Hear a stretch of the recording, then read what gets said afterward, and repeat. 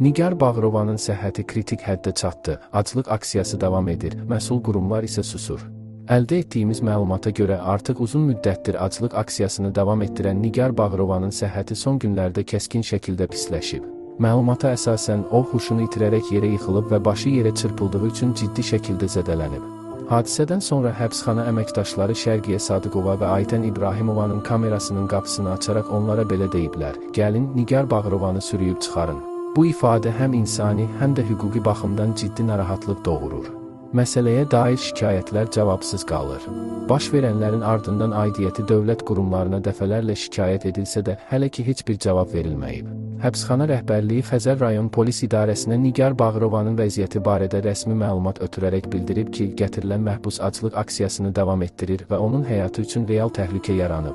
Məlumata görə həyatını itirməsi artıq an məsələsi kimi qiymətləndirilir. Buna baxmayaraq, məsələ üzrə heç bir qurum araşdırma aparmır, vəziyyətə hüquqi qiymət verilməsi isə gecikir. Həbsxana rəhbərliyinin təzyiqləri artır. Məlumata əsasən Nigar Bağırova aclıq aksiyasını davam etdirdiyi üçün həbsxana rəhbərliyinin təzyiq və hədər qorxuları ilə üzləşir. Verilən iddialara görə rəhbərlik ona qarşı təhqiramiz ifadələr işlədir və bu yolla aksiyanı dayandırmağa məcbur etməyə çalışır. Hətta Nigar xanıma belə bir hədədə bildirildiyi deyilir. Ağız və burun boşluğundan bədəninə qan vuracağı və beləliklə aclıq aksiyan başa çatacaq.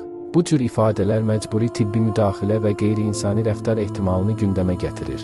Qeyd edək ki, həbs edilən xanımlardan Şərqiyə Sadıqova və Aytən İbrahimova bu gündən etibarən quru aclıq aksiyasına başlayıblar. Həmçinin bildirilib ki, Nigar Bağırovanın vəziyyəti olduqca ağırdır, hətta danışmağa belə çətinlik çəkir.